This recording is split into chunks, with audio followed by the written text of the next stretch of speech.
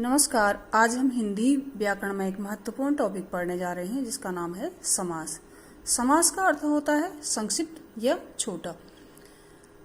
जैसे नीला है जो कमल, नील कमल, नीला है जो कमल, इस वाक्यांश के बदले नील कमल हमें नया शब्द समास की प्रक्रिया द्वारा प्राप्त हुआ है।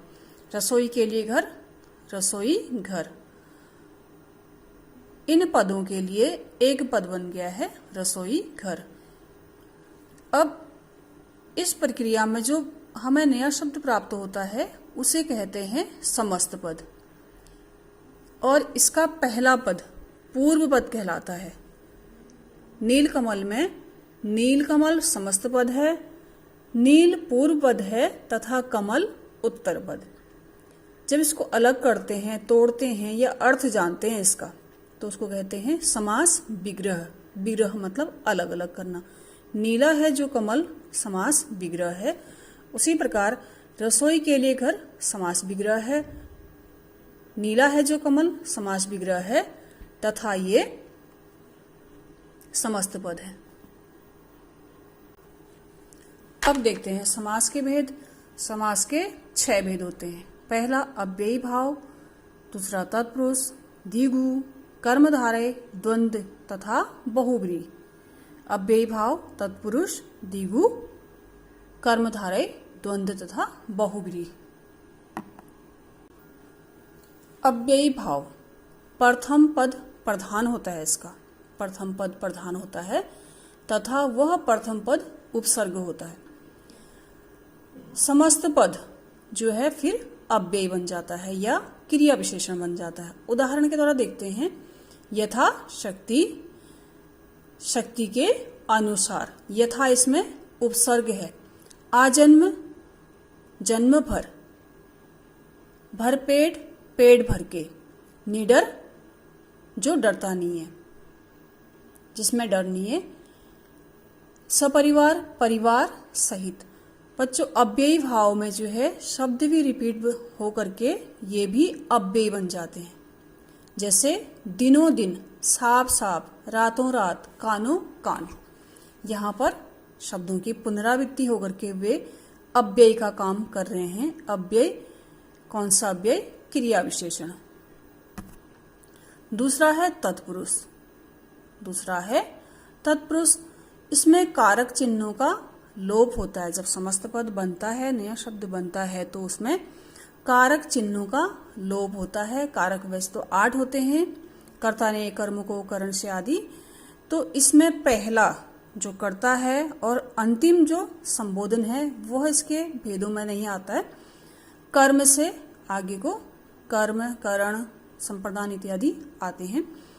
दूसरा पद प्रधान होता है इसमें, और इस तत्पुरुष समास के 6 भेद होते हैं। कर्म तत्पुरुष। कर्म कारक का चिन्ह को होता है।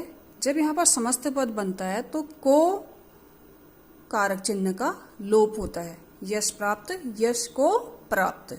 गगनचुंबी, गगन को चूमने वाला। वनगमन, वन को जाना। रथ चालक, रथ को चलाने वाला। हमने देखा कि इनमें को कारक चिन्ह का लोप हुआ है। अगला है करण तत्पुरुष। करण कारक के चिन्ह से या के द्वारा होते हैं। तो इसमें जब समस्त पद बनते हैं तो से या के द्वारा लुप्त हो रहा है। हस्तलिखित, हाथ से लिखित। तुलसीकृत, तुलसी द्वारा कृत, तुलसी द्वारा कृत। भूखमरा, भूख से मरा। अगला है संप्रदान तत्पुरुष। संप्रदान का कारक चिन्ह होता है के लिए। रसोई घर, रसोई के लिए घर। हवन सामग्री, हवन के लिए सामग्री। सत्याग्रह, सत्य के लिए आग्रह। राह खर्च, राह के लिए खर्च। अपादान तत्पुरुष। अपादान तत्पुरुष। अपादान का कारक चिन्ह से, अलग होने के भाव में होता है। से अलग होने के भाव में। पथभ्रष्ट, पथ से भ्रष्ट। गुणहीन, गुण से हीन, जिसमें गुण नहीं है। रोग मुक्त, रोग से मुक्त। देश निकाला, देश से निकाला गया। संबंध तत्पुरुष, संबंध के चिन्ह का, के, की, रा, रे, री आदि होते हैं। राजपुत्र, राजा का पुत्र। सेना नायक, सेना का नायक। आज्ञा अनुसार, आज्ञा के अनुसार। राजमाता, राजा की माता। हमने देखा कि यहाँ पर का और के चिन्हों का लोप हुआ है। सेना नायक, सेना का नायक। अधिकरण, अधिकरण कारक का चिन्ह में या पर होता है। जलमग्न, जल में मग्न। आप बीती, आप पर बीती। सिर दर्द, सिर में दर्द। लोकप्रिय, लोक में प्रिय। लोक का अर्थ होता है संसार, प्रिय मतलब प्यारा, जो संसार में प्यारा है। लोक में प्रिय। दही बड़ा, दही में डूबा बड़ा। अब नंबर 3 है द्विगु समास। इसका उत्तर पद प्रधान होता है। उत्तर मतलब बाद वाला पद। कौन सा पद? बाद वाला पद। और प्रथम पद संख्यावाची होता है। जैसे कि हम उदाहरण में देख रहे हैं, त्रि, चौ, त्रि मतलब 3, चौ 4, पंच 5। संख्या का बोध करा रहे हैं। पहला पद संख्या का बोध करा रहा है और बाद वाला पद प्रधान है। त्रिफला, 3 फलों का समाहार। समाहार का मतलब होता है समूह। समाहार का मतलब होता है समूह। चौमास, चौमास मतलब 4 मासों का समाहार। मास मतलब महीने। चौमास कहते हैं बरसात के दिनों के 4 महीनों को। पंजाब, पंचधन आब, 5 नदियों का समूह। आब मतलब होता है नदियां। पंचतत्व, 5 तत्वों का समाहार या समूह। अठन्नी, 8 आनों का समाहार। अठन्नी 50 पैसे को कहते हैं, ये पहले चलता था। नवरात्र, 9 रात्रों का समाहार। बच्चों, इस समास में समाहार या समूह शब्द का प्रयोग हो रहा है। चौथा है कर्मधारय। अगला है कर्मधारय। इसका भी दूसरा पद प्रधान है। इसमें तुलना या विशेषता बताई जाती है, या दोनों पदों के बीच या उपमान उपमेय का संबंध होता है, या विशेषण विशेष्य का संबंध होता है। या तो दूसरे किसी और की उपमा दी जाती है, उसकी तरह बताया जाता है, या उसकी विशेषता बताई जाती है। किसमें? कर्मधारय समास में। चंद्रमुख, मुख को चंद्रमा की उपमा दी गई है, तुलना की गई है। ठीक है, चंद्र मुख। चंद्र जो है उपमान है, मुख उपमेय। नीलांबर, नीला है जो अंबर। अंबर की विशेषता है कि वो नीला है, विशेषण विशेष्य है यहाँ पर। चरण कमल, कमल के समान चरण, कमल के समान चरण, चरणों को कमल कहा गया है। लाल मिर्च, मिर्च की विशेषता बताई गई है इसमें। लाल मिर्च, लाल है जो मिर्च। इनका विग्रह इस प्रकार होगा। चंद्रमा के समान मुख, नीलांबर, नीला है जो अंबर। चरण कमल, चरण कमल के समान चरण। लाल है जो मिर्च। विग्रह करने में जो या समान प्राप्त हो रहा है। 5वां है द्वंद्व समास। इसमें दोनों पद प्रधान होते हैं और योजक चिन्ह का प्रयोग होता है। विग्रह करते समय और या अथवा प्राप्त होता है। दिन रात, दिन और रात, विग्रह करने में और प्राप्त हो रहा है। सुख दुख, समस्त पद जब बने हैं तो ये योजक चिन्ह लगे हैं इसमें। ये दिख रहे हैं योजक चिन्ह। लाभ हानि, लाभ और हानि। तन मन, तन और मन। पाप पुण्य, पाप और पुण्य। जलवायु, जल और वायु। इसी प्रकार ऊपर नीचे, यहाँ वहां, दाएं बाएं, घर बाहर इत्यादि शब्द और भी इसके उदाहरण हो सकते हैं। अंतिम है बहुब्रीहि समास। इसमें दोनों में से कोई पद प्रधान नहीं होता, न पहला न दूसरा। शब्द का कुछ तीसरा अर्थ निकलता है यानी कि तीसरा पद प्रधान होता है। उदाहरण के द्वारा समझते हैं। एक दंत, न इसमें एक प्रधान है न दंत प्रधान है, तो कौन प्रधान है? एक दंत है जिसका, एक दंत वाले कौन होते हैं? गणेश। इसमें तीसरा पद है गणेश, वह प्रधान है। नीलकंठ, नीला, अब जब हम कहते हैं नीला है जो कंठ तो ये कर्मधारय हो जाएगा, लेकिन नीला है जिनका कंठ वे कौन है? शिव। श्वेतांबर, श्वेत अंबर वाली सरस्वती। श्वेत अंबर हैं जिसके, अंबर मतलब होता है कपड़े, श्वेत मतलब सफेद, जिनके श्वेत अंबर हैं वे कौन हैं? सरस्वती। पीतांबर, पीले अंबर वाले हैं जो, अंबर मतलब कपड़ा, पीतांबर पीले अंबर वाले, पीतांबर पीत मतलब पीला होता है।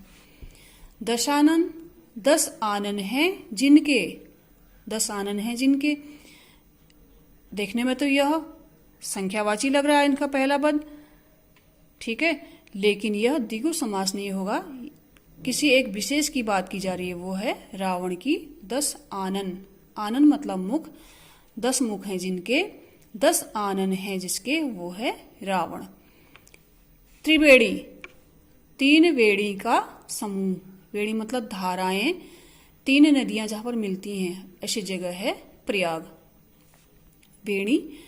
महावीर, महान है जो वीर, हनुमान को महावीर भी कहा जाता है। कर्मधारय तथा बहुव्रीहि में अंतर समझते हैं। इनमें थोड़ा सा समानता प्रकट होती है, प्रतीत होती है। नीलकंठ, नीला है जो कंठ, जहां पर सिर्फ कंठ की बात की जाएगी, कंठ की विशेषता बताई जाएगी, तो वो कर्मधारय होगा, क्योंकि कर्मधारय समास जो है विशेषता प्रकट करता है या उपमा देता है दूसरे की। नीला कंठ है जिनका, यहाँ पर शाब्दिक अर्थ प्रकट हो रहा है, लेकिन यहाँ पर विशेष अर्थ प्रकट हो रहा है। विशेष शिव के संदर्भ में, नीला है जिनका कंठ, शिव की बात की जा रही, तो वह नीलकंठ जो है बहुव्रीहि समास होगा। पीतांबर, पीला अंबर है जो, पीले कपड़े की बात की जा रही है, पीले कपड़े की विशेषता बताई जा रही है, कपड़ा पीला है, तो वह कर्मधारय। अगर पीला कपड़ा धारण करने वालों की बात की जाएगी, विष्णु की बात की जाएगी, तो वो बहुव्रीहि होगा। पीला अंबर धारण करते हैं जो, पीला अंबर धारण करते हैं जो कौन है? विष्णु, ये होगा। यहाँ पर पीतांबर होगा बहुव्रीहि, लेकिन जब सिर्फ कपड़े की बात की जाएगी तो होगा कर्मधारय। उसी प्रकार द्विगु और बहुव्रीहि में भी थोड़ा सा अंतर होता है।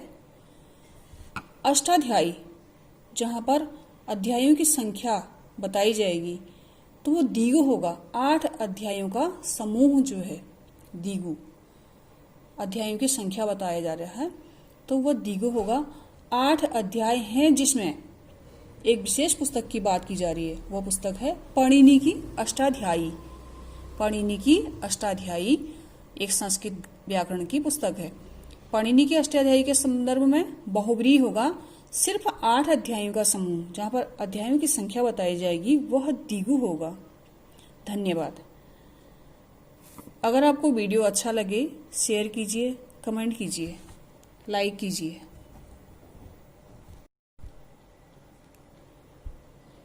कर्मधारय तथा बहुव्रीहि में अंतर समझते हैं। इनमें थोड़ा सा समानता प्रकट होती है, प्रतीत होती है। नीलकंठ, नीला है जो कंठ, जहां पर सिर्फ कंठ की बात की जाएगी, कंठ की विशेषता बताई जाएगी, तो वो कर्मधारय होगा, क्योंकि कर्मधारय समास जो है विशेषता प्रकट करता है या उपमा देता है दूसरे की। नीला कंठ है जिनका, यहाँ पर शाब्दिक अर्थ प्रकट हो रहा है, लेकिन यहाँ पर विशेष अर्थ प्रकट हो रहा है। विशेष शिव के संदर्भ में, नीला है जिनका कंठ, शिव की बात की जा रही, तो वह नीलकंठ जो है बहुव्रीहि समास होगा। पीतांबर, पीला अंबर है जो, पीले कपड़े की बात की जा रही है, पीले कपड़े की विशेषता बताई जा रही है, कपड़ा पीला है, तो वह कर्मधारय। अगर पीला कपड़ा धारण करने वालों की बात की जाएगी, विष्णु की बात की जाएगी, तो वो बहुव्रीहि होगा। पीला अंबर धारण करते हैं जो, पीला अंबर धारण करते हैं जो कौन है? विष्णु। ये होगा, यहाँ पर पीतांबर होगा बहुब्रीहि, लेकिन जब सिर्फ कपड़े की बात की जाएगी तो होगा कर्मधारय। उसी प्रकार द्विगु और बहुब्रीहि में भी थोड़ा सा अंतर होता है।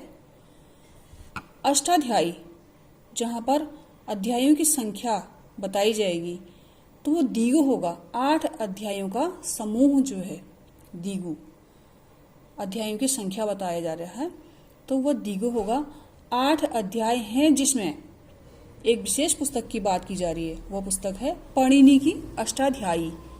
पाणिनि की अष्टाध्यायी एक संस्कृत व्याकरण की पुस्तक है। पाणिनि की अष्टाध्यायी के संदर्भ में बहुब्रीहि होगा, सिर्फ 8 अध्यायों का समूह, जहाँ पर अध्यायों की संख्या बताई जाएगी वह द्विगु होगा। धन्यवाद। अगर आपको वीडियो अच्छा लगे शेयर कीजिए, कमेंट कीजिए, लाइक कीजिए।